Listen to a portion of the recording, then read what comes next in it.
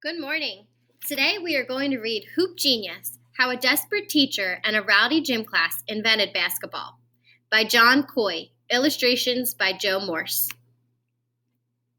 In December of 1891, James Naismith, a young teacher, took over a rowdy gym class that had already forced two teachers to quit.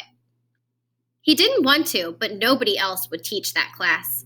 The students hated the boring exercises and gymnastics that they'd been doing over and over, so Naismith decided to try something fun.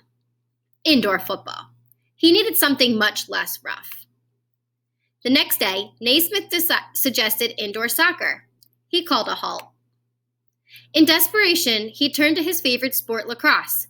Nothing was working with this group. Naismith felt like giving up, but couldn't.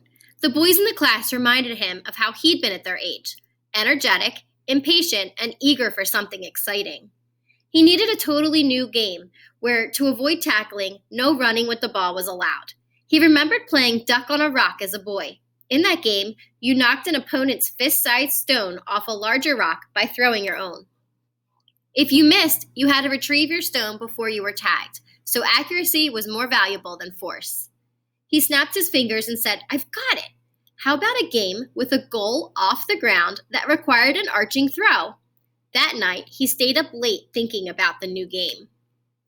The next morning, December 21st, 1891, Naismith rushed into his office and grabbed a soccer ball.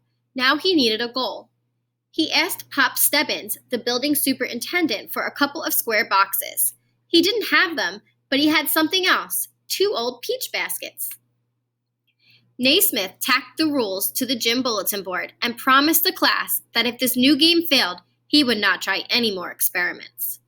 Captains chose teams of 9 members, and Naismith selected 2 center men. He tossed the ball up between them, and they jumped for it to start the new game.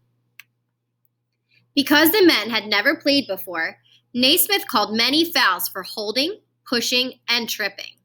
After 2 fouls, the player had to sit on the sideline until the next goal occurred. William Chase launched a shot from 25 feet. That went in for the first and only basket of the game. When Naismith blew the whistle to end the game, nobody wanted to leave. The next day, the students lined up eagerly for the game. They played hard but avoided fouling because they wanted to stay on the court.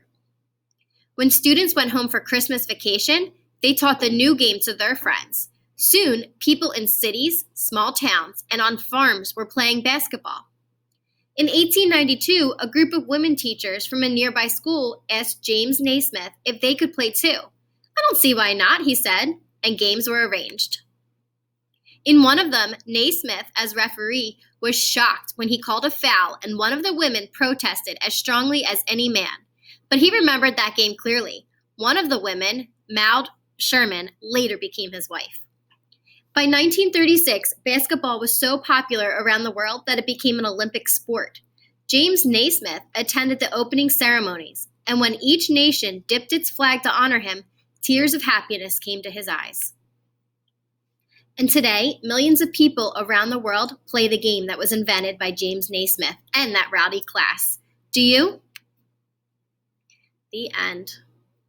And then there's an author's note at the end. It says James Naismith suffered the loss of both of his parents to typhoid fever by the time he was 9, and he was raised by his uncle Peter, who was stern and demanding. James struggled in school and dropped out at 15 to work in logging camps, but he returned to school, studied hard, and graduated from McGill University in Montreal. He attended the International YMCA Training School in Springfield, Massachusetts, and accepted a job as a teacher upon graduation.